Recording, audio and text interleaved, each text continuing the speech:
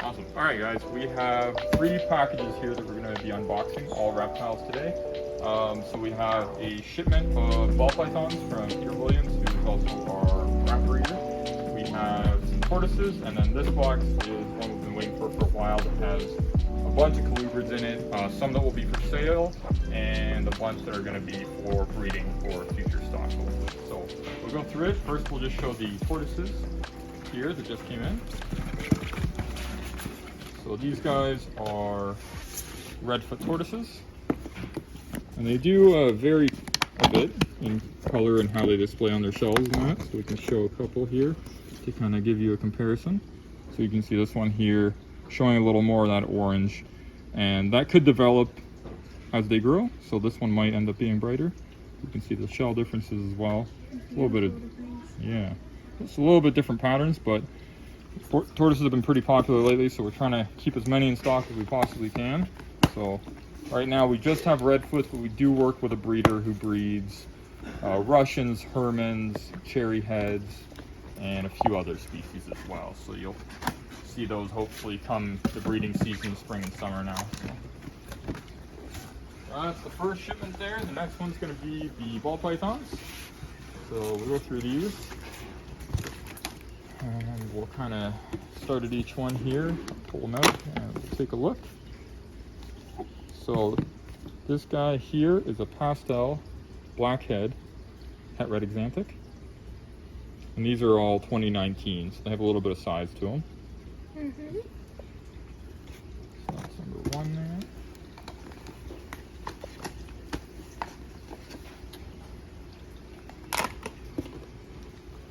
One here is a Orange Dream 100% het clown, 50% het genetic stripe.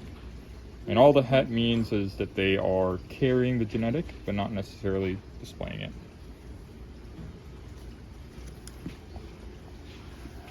We got 8 ball pythons here to show you.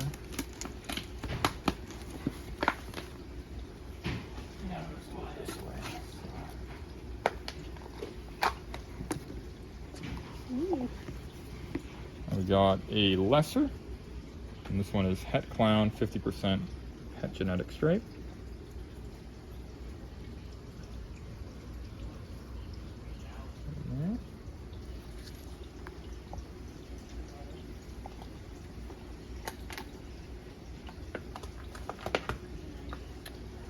Okay.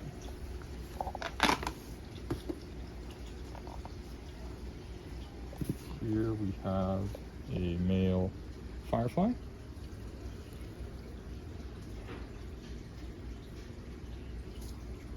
It's pretty bold pattern on it there, the yellow and the dark black. Yeah, nice contrast. Okay, and the last of these guys are some bananas, but I'm going to show them all because they're all a little different. So here we have a banana Enchi Mojave. And this one is particularly a female maker. A lot of bananas are typically male makers, the way the genetic works. That one has a nice kind of clean pattern. Doesn't have a lot of the speckling that the other bananas are going to have. And then the last 3 here are banana 100% het pieds. So I'll kind of show some of the differences here.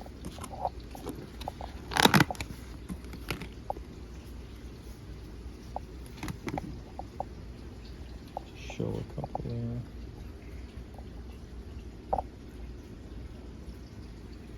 Yeah, so really nice color, yellow and almost purple hues to them.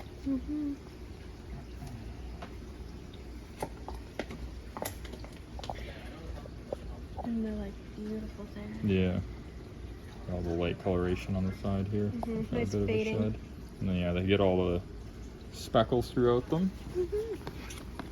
And the last one here, just to show you, another banana het pied. And bananas are one of those morphs that, you know, they're something a little different from the classic ball python, but they're still reasonably priced typically.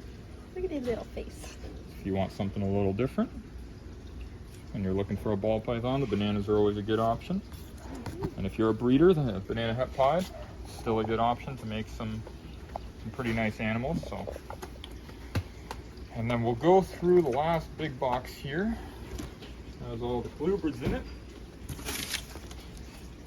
So most of the animals that are slightly larger are primarily holdbacks for breeding, but we'll still go through them all, and then we'll show some of the for sale stuff as well. Okay. Starting here, this is a female Pueblan milk snake. Beautiful. So we already breed a few Pueblan milk snakes in store, so we're just kind of adding some more girls to grow out.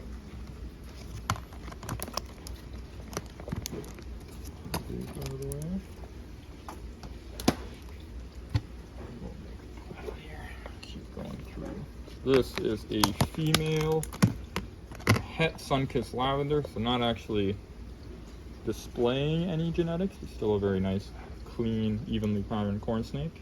And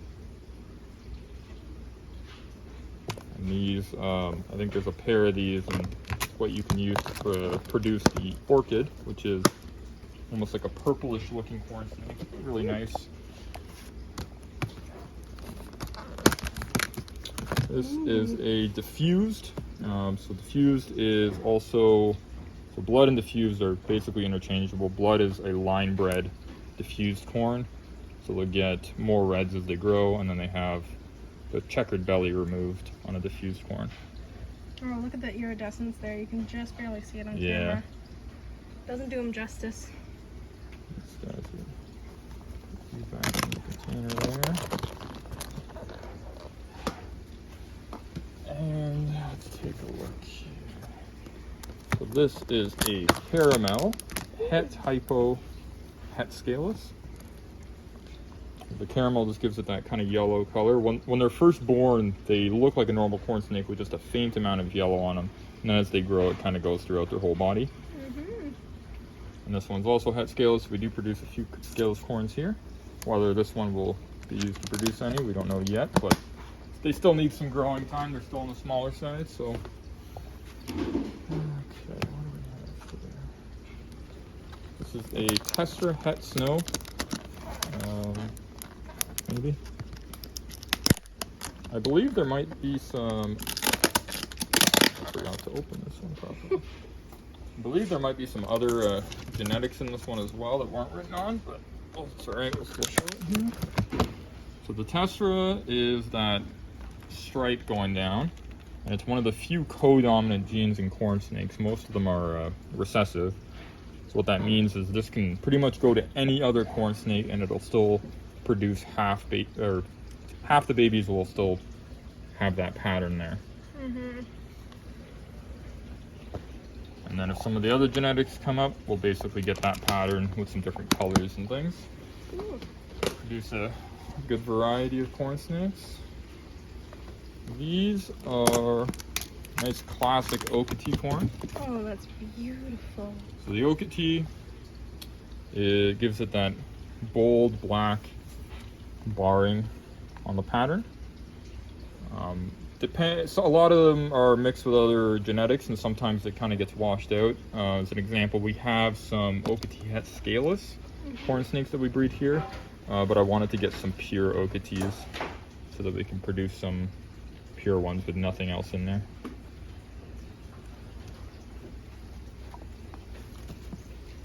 So that's one of them there. Back in.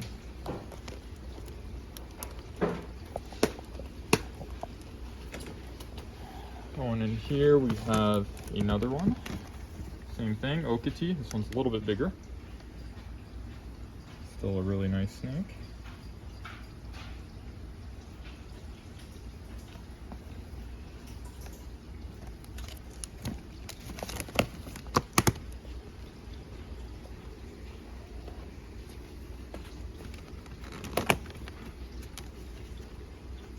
Here is what we believe to be a pure Miami corn snake.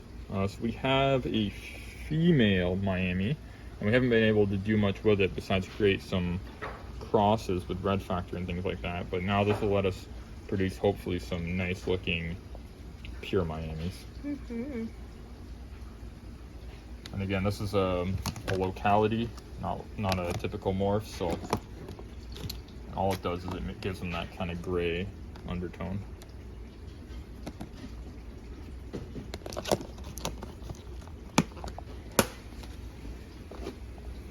Okay. Amel, which is albino, het, anery, possible het, hypo, caramel, lavender, motley. So lots going on there. It might look a little different than a regular albino, probably because of all those other het genes in there. But basically, this is just a male that will effectively either be a primary albino breeder or a backup to a pre-existing male, just to give us some variety and a male with some stronger genetics in him. That way we can produce the widest variety in our clutches, which is kind of usually what we want. That way we don't have a bunch of the same thing. And what's this last one? So this is a ghost motley.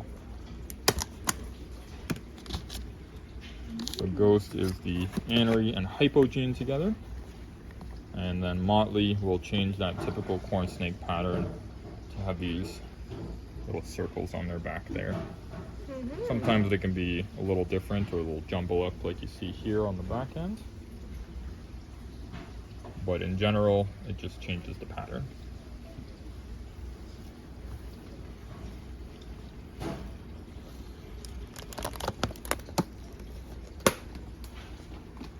Okay, moving to the last stack of bigger animals here.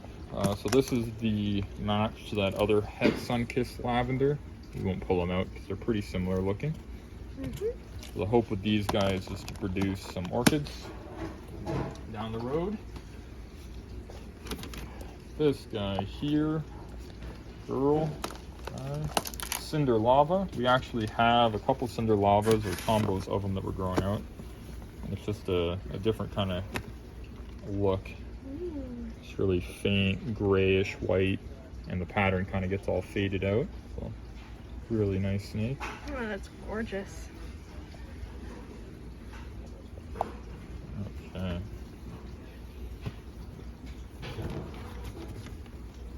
If you want to cooperate to go back in.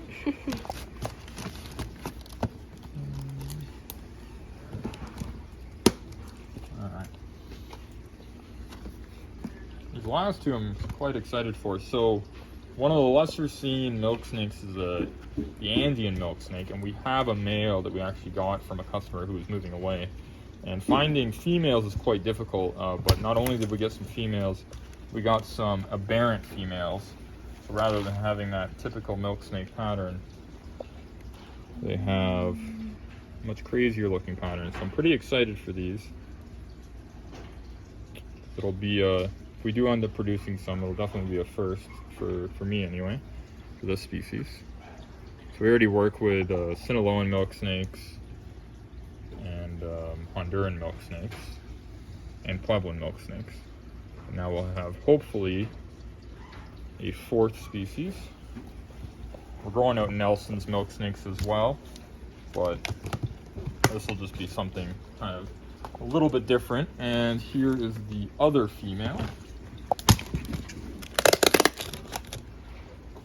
I also forgot to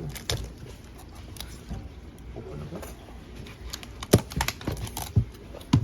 See, even between those two, that aberrant pattern really, this one almost has a solid stripe going all the way down.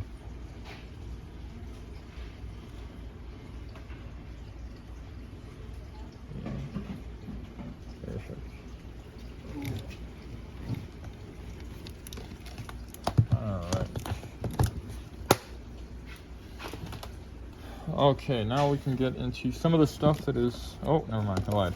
A couple more things. What do we want to show? Okay, we'll go down here first. So this is a female ghost corn snake. With a little head stamp of like just pure white in the middle of her head. Yeah.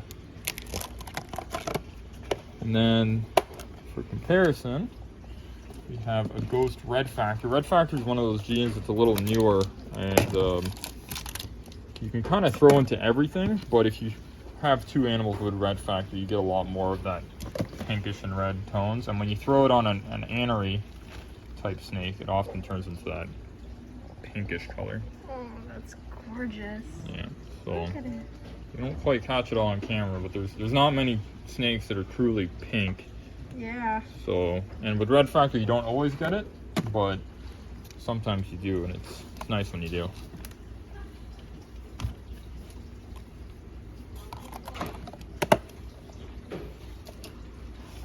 One more kind of different milk snake, right, where you have some adult Cinder and we're growing out a striped possible het albino male.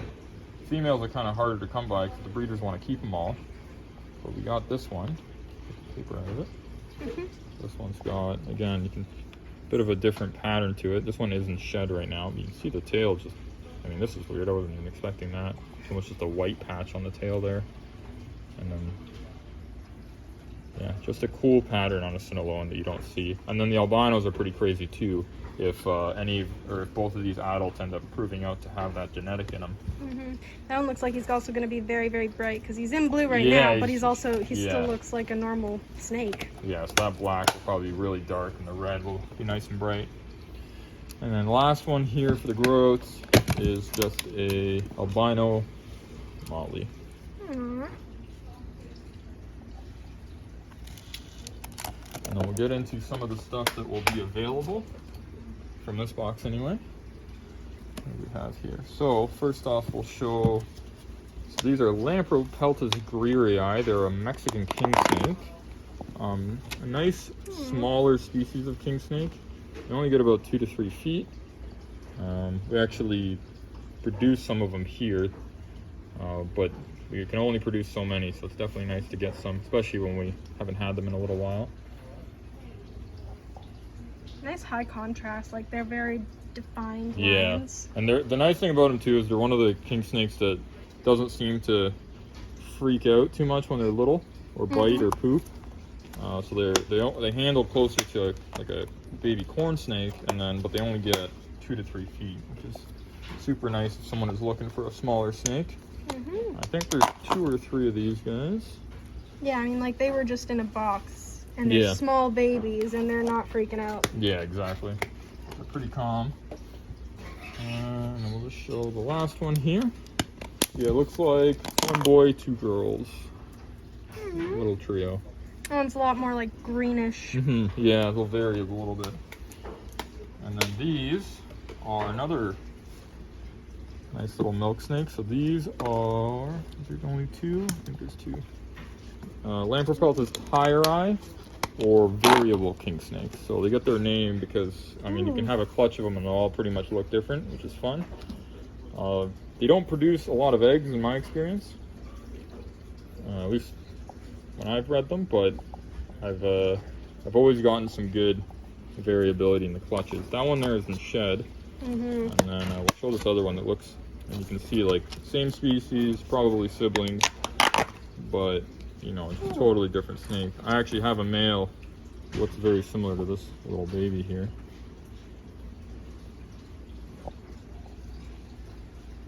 Yeah. Look at those like yellowish golds.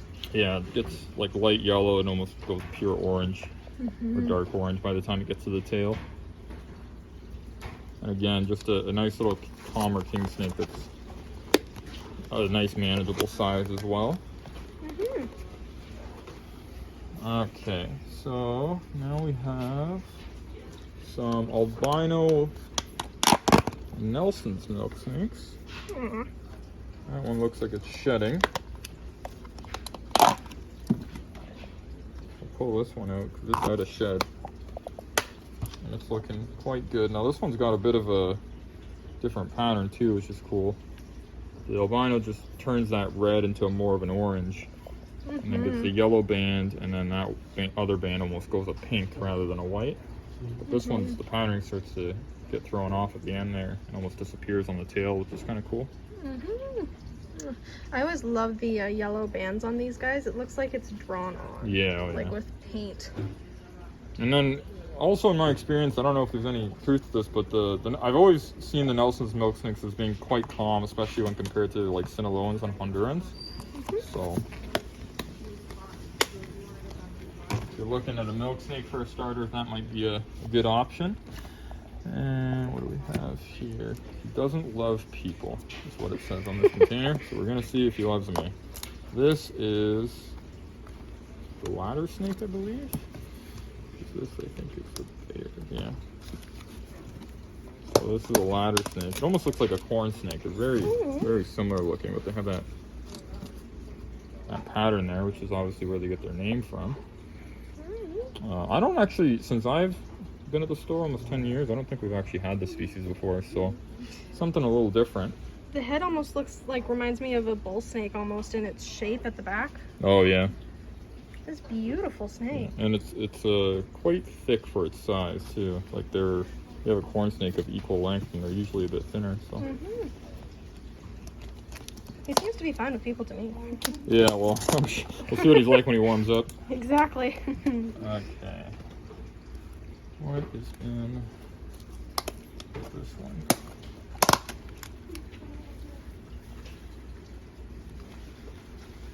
Oh, there he is. This is a Baird's rat snake. Another one that we haven't really had in a really long time. And I've seen these, and there seems to be quite a bit of natural variability to them as well. I'm not super familiar with this species. I'll have to learn a little more about them, but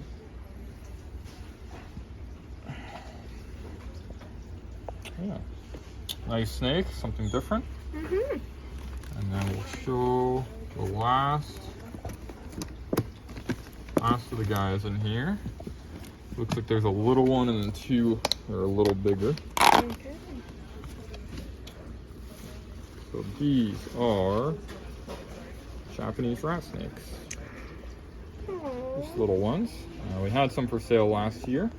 We do have adults as well as a bunch of grow-outs. Our one pair of adults has not produced for us yet, but hopefully this year we'll have some luck. And then we have two other that are borderline ready to breed, and then a few other babies, some of which are albino that we're growing out too. These ones weren't specified to be any locality like the Kunishir Islands, so I don't know that they are, but it looks like they still have good genetics in them. They look nice, they look healthy. And then we'll go through, I think there's two in here, so we'll just have to make sure they don't rock it out together. And these guys change a lot, so they're born pretty much brown, and then they start getting that greenish blue tone to them, so our adults look totally different from these guys. And I believe there's a trio of these available too, so if someone's looking for a little grow up project, some good options between these and the Mexican Kings there too. So we got to try and get 2 snakes in a container. There we go. Okay, so that's going to be it for now. A lot of this stuff's going to need some time to settle in before it's actually available. We want to at least get a feeding on it. I mean, the ball pythons are pretty much bred in the city, so they haven't traveled too long. These other guys came from Alberta. Tortoises came from Quebec, so everyone's had a bit of a trip, so we'll give them some time to settle in, make sure everyone's hydrated and eating good before they're for sale.